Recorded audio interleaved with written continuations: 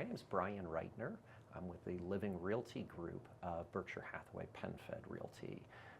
So we serve our clients on a relational basis. So that's been kind of the foundation of our business for, a couple decades now. Okay. And how did you get into real estate? Were you always in real estate? Tell me a little bit about your backstory. So that's it's kind of an odd thing. So back in 2002, was working corporate finance. I've got the MBA and all that stuff. I did not like being behind the desk. And it was one of those things that it was kind of grinding away on me on a daily basis. And it was funny, I newly married, and my wife April says, quit your job. I'm like, I wasn't brought up that way. You don't quit a job until you have a better job lined up. But she believed in me. So I wound up in that summer of 2002, quitting my job, diving full-time into the classes. By the end of the summer, was licensed and up and running by the fall. Oh, wow. Was it easier to get up and running back then? It was different back then. It's never easy, but there was some clear-cut avenues that maybe an agent today doesn't have on the starting point. So an example is we used to have a thing we called opportunity time, which was it was back when cell phones, you were paying by the minute and all that stuff. I remember. So realtors had their phone calls directed back to the office. And there were kind of informal rules in place with the offices where if somebody called up and said, hey, I'd like to speak with Brian, then obviously you connect them through to Brian. But if they called up and said, I'd like to know more about 123 Main Street, then the person that was answering the phone had the opportunity to see if they could make a client of that person or what have you.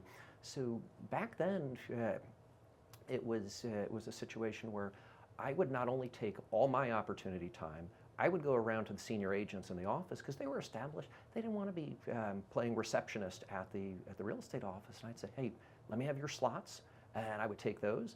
And then every weekend I would say, who's got an open house that I can do? So I'd probably do 3 open houses, like 3 weeks in a row, and then maybe take a week off just to get a breather and back at it. But it was a lot of grinding like that at the starting point. Yeah. And did you have anybody that kind of guided you through that a little bit, like a mentor that? I did. Yeah. So I was very blessed on the front end of this, and some of it was by recognition. So I lived in Herndon, and I lived in a neighborhood called Woodland Park, and I kept seeing these signs pop up in the neighborhood for a particular company, which at the time was Weichert Realty or Realtors, and then I started to realize it was this R&R team was there every single time. So when it was time to affiliate with a company at the starting point, I said, that's probably where I want to be. And I kind of joke around, I said, my first big sale in real estate was selling myself to Ron and Richard, who were the founders of the R&R team. And within a year, they brought me on as a full partner, but it really accelerated my learning curve. So as somebody that's first year in the business, all of a sudden I'm going out on multiple appointments a week.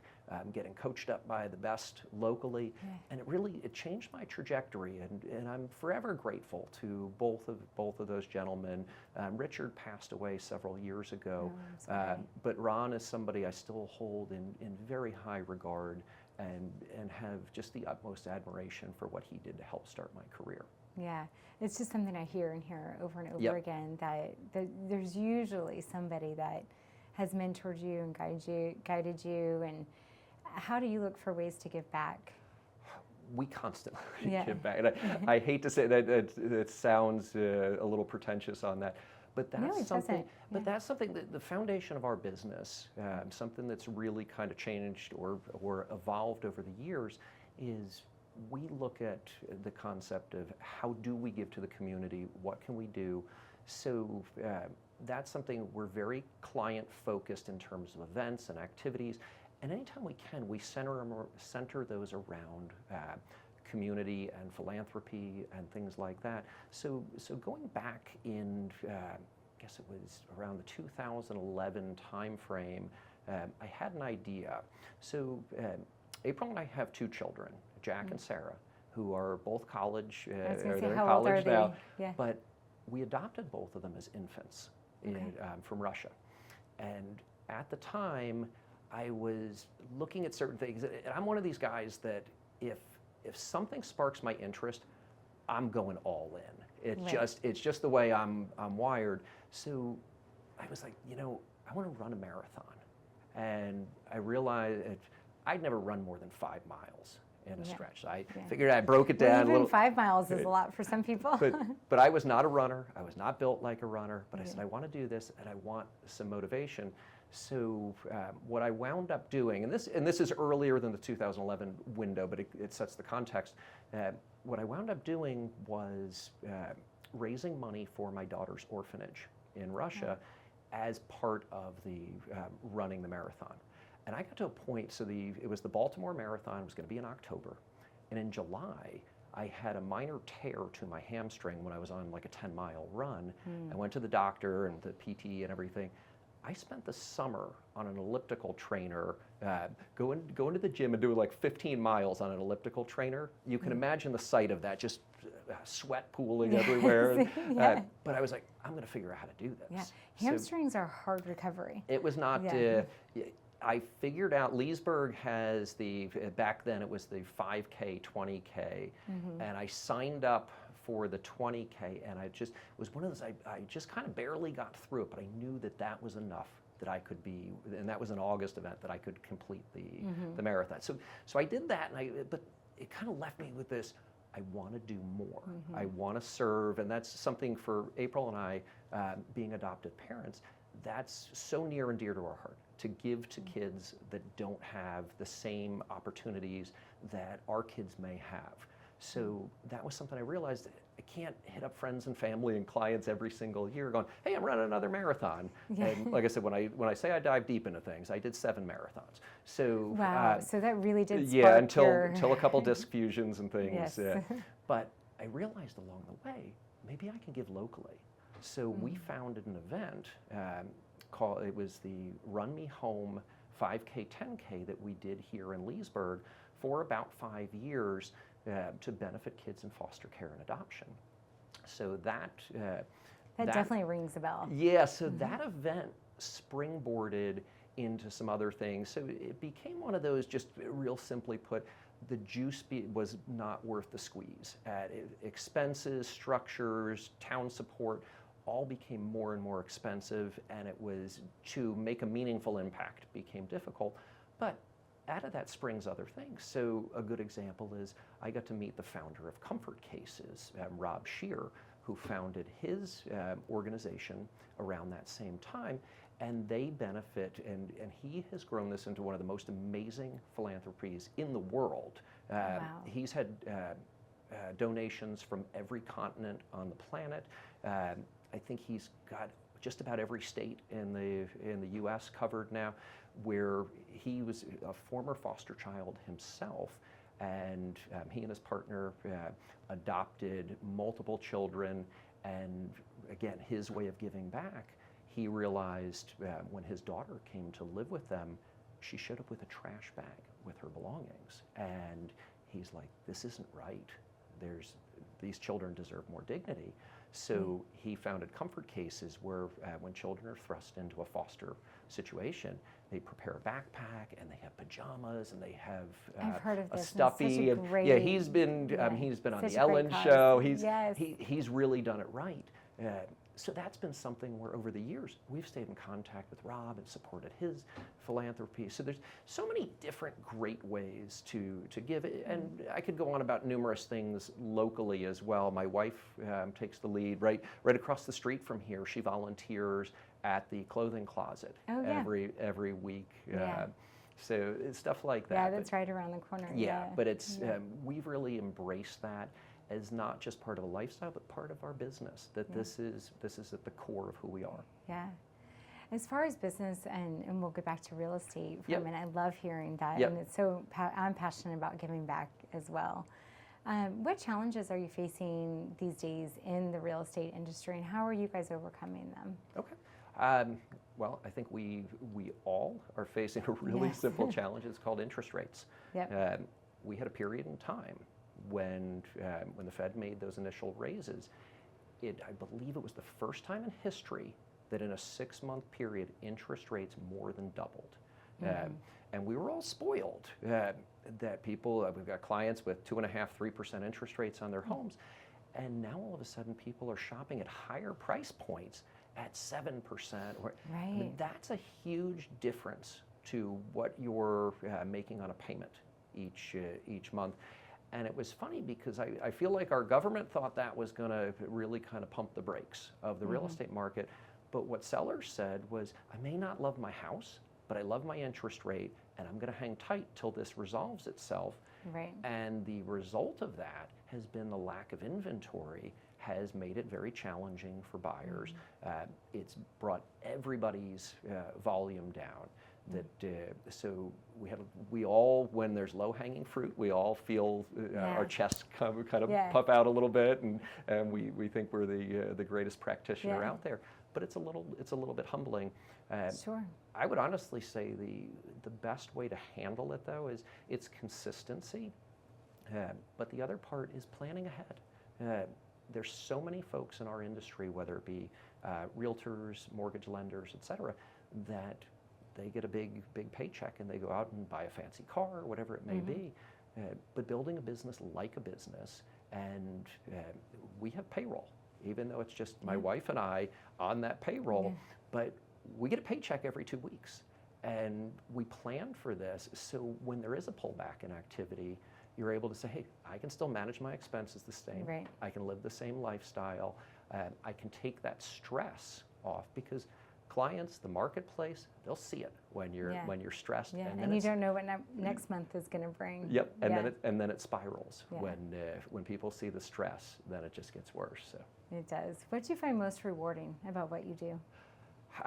So obviously the easy front end is relationships. So a good example is we have some clients, and they've got a little bit of an entrepreneurial spirit. We live right off of King Street in downtown Leesburg, and I reached out. So this couple, absolutely delightful, wonderful people, a few years ago, and he had reached out to me about kind of getting into doing his own business and things, and he had been in essentially the coffee business for a long time, and so they opened up about a year or two back. It's probably about 2 years back now. They created the caffeine machine. So he's got a coffee truck, and he'll go to a lot of events. He lives in Centerville, so he'll do some stuff more Fairfax County and things. But I reached out to him this week, and I said, hey, you got anything on the books for 4th of July? And he goes, no, I think I said, I want you to come out to our street. So we're just outside of the end of my street falls in the historic district and the B1 zoning, but my end of the street does not. And I said, bring the caffeine machine out, and we're going to put out something to our clients and invite them to come out to the 4th of July parade. And they can come have a cup of coffee on April and I, and get to see the parade and everything. And we get to help somebody on that as well. So that's the stuff I enjoy, and it's building more than just selling a house. It's building a business, looking at the different aspects of things. Like we've been highly involved in the investment side of real estate as well. I enjoy that quite a bit as well. Yeah. Where do you see the market going? Do you feel like it's going to be getting better? It'll absolutely get better. Yeah. With that said, it's going to be a little slower. So a good analogy that somebody had used, actually one of our business coaches had used, was the concept of a rolling start, like in NASCAR, where everybody isn't just, they do, and then it picks up momentum. And I think we're going to see some of that. We expected to see it sooner, but as the Fed went from, we were supposed to have 3 to 6 rate cuts to now we're all praying for 1 this year, that pushes it down the road a little bit. But when that adjusts, I think it's going to get a little chaotic. We've had a lot of conversations with clients that they're starting to kind of kick the tires a little bit, or we go out and look at a property or two, and if it's the perfect property, they'll do something, but otherwise they're content to stay in their wonderful interest rate. Yeah, I think people are now just are adjusting. Like, it was such a shock at first, and now it's like, okay, and if you really do want this, and if this is really the right property, we're not going to let it hold us back, right? And I think the other component of that, the experts that I trust and that I follow have said essentially 6% is going to be a bit of that tipping point from an interest rate perspective. that there's been some studies that if you look at the new construction builder marketplace, where they've made incentives to pull people's interest rates down to that to keep their inventory moving, that when we see that, that'll be a lot more palatable than being closer to 7 or above 7. Right, yeah. I was like, what was that next question I was going to ask you? What are you guys doing for marketing and advertising these days? So we have always focused on the relationship side. So we'll occasionally, and it's more to promote a property, like if we pushed out something on Facebook or what have you, but it's about picking up the phone. It's about writing a kind note to a client or a friend or what have you. It's about going to lunch with people, having coffees, doing events. So that's, again, goes back to that consistency piece that I referenced earlier. So we have certain staples to our annual calendar. So a good example is we do breakfast with Santa every December. So we have a professional photographer come out. We have the best Santa out there. We've had our clients' kids say, hey, I know those Santas at the mall are helpers, but the real one is at Mr. Brian and Miss April's house. Yes. And we open our home to our clients on that. So we do a big spread of food. We have Santa is there.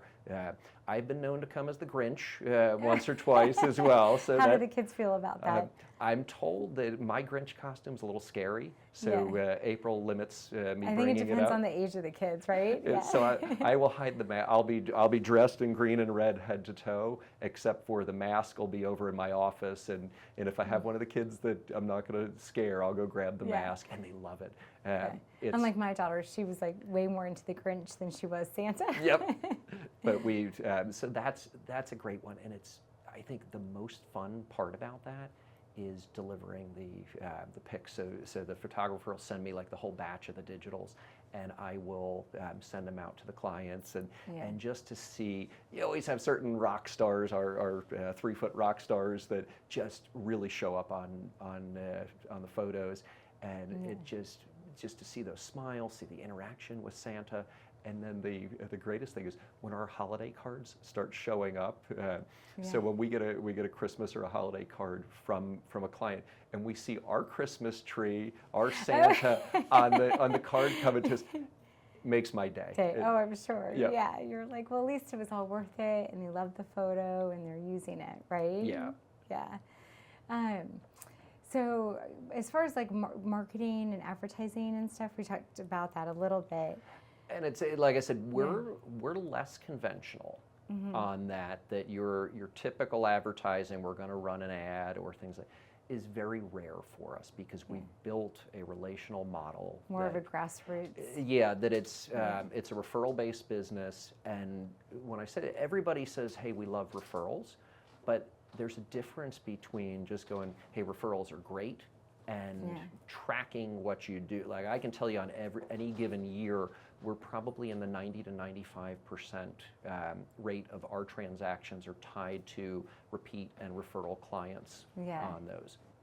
I feel like also there's been a huge upswing in home staging these days. Yep. What are your thoughts on that? So I like home staging. So it's an interesting thing. I'm not a huge proponent of bringing someone else's furniture into the home. I'm more of a proponent of taking what we have to work with and making the best of it. That there may be things like I said, don't go out and bring someone else's sofa into the house, but maybe we go get a nice white waffle patterned shower curtain to remove the Minecraft one in the kids' bathroom, or maybe we've got too much going on in the television room with 6 chairs and a sectional and things. Well, maybe if we move that and we put this in the basement, that type of adjustments. And we work with some great stagers in the area that have really made us shine by utilizing that. That's been one of those things that it's a complimentary service that we have for all of our clients. Yeah. Do you think it makes a difference in how quickly the home sits, or the interest level in it, or how the photos are turning out? It will. So the funny thing is kind of the behind the curtain of it. Talented or professional agents could probably tell the client, exactly the same thing as the professional stager, or let's say 80 to 90% as effective, but I need to maintain a great relationship with my client as opposed to being the bad guy. Right. So when you come in to someone's house and go, oh, that paint color's terrible, I don't like your sofa, you're not winning on that. No, because they just situation. invited you into their home, and now you're insulted. Yeah, so the ability to say, hey, you've got a beautiful home. I think there's some things that we can do to enhance it. Would it be okay if we scheduled for our stager to come through the home and let that stager be what I call the nicest bad guy in real estate? That's what they're the good ones. That's what they're excellent at. Yeah, it is. Well, as we kind of wrap up here, are there any words of advice you'd like to leave us with, or maybe like a mantra, a family mantra you live your life by? There's a lot. I know. My kids get tired of hearing the various quotes and I know, things. mine too. And I'm like, I heard a new one today, guys. But so our slogan is "We come with the house," and what that really means is, like I said, our group name is Living Realty because we live what we do. Like I said, I've been a broker, I've done REO business, I've been an investor, I've done property management, I've done buy sides, I've done listing sides. So it's kind of, we've lived what we profess, and we walk the walk. So when people say, is it a good time to buy or what have you? So last year I had a lot of those situations, and I had people on the investment side where they're sitting the fence. I'm out buying, and if I couldn't find locally, we bought a property in Alabama because it fit the model that we needed, and it's cash flowed very nicely. But yeah, it's we come with the house is definitely where I would say things go, because again, when the transaction ends, we're just getting warmed up. Wow. Like I said, we do a lot of these events. Our parties are legendary. I've actually legendary. I've actually had clients say, we're so excited to work with you, so we got on the list for the parties. Well, how can I get on that list? Well, I was going to say, the little secret is you don't need to buy or sell a house with us.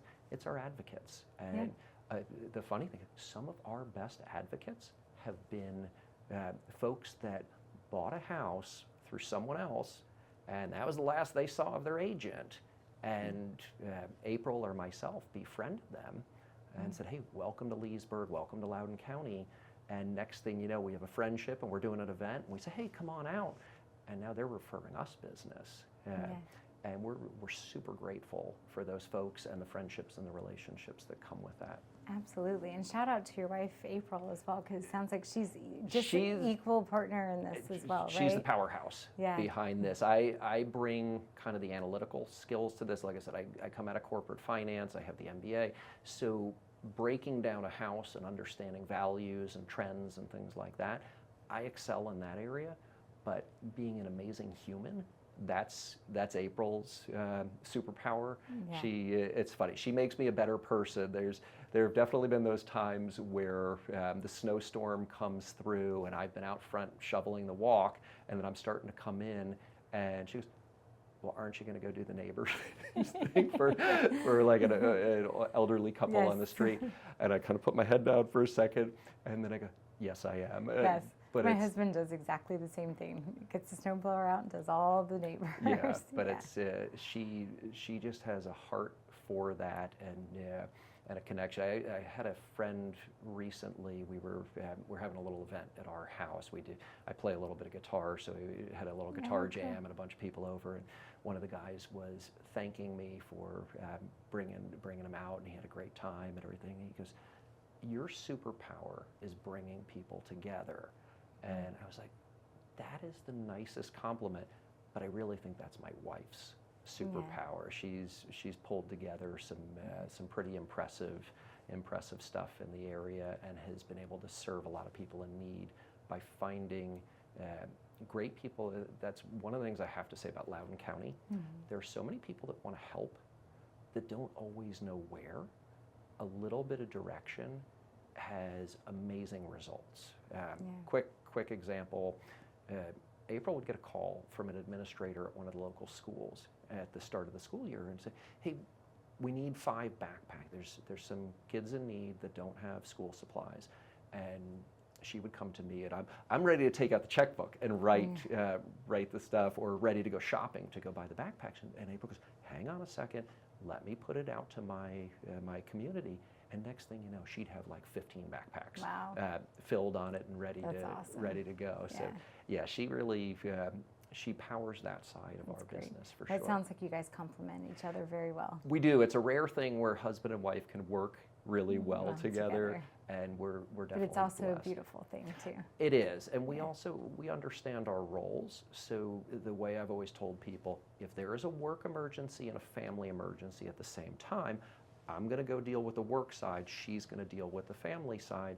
And when you set those boundaries and expectations, it makes life a lot easier, and there's a lot more forgiveness if something doesn't happen in a period of time. For sure. Well, thank you so much for being here today. I loved hearing your story. Yeah, Thank it's you been for a sharing privilege. with it. Yeah. Sharing us with it.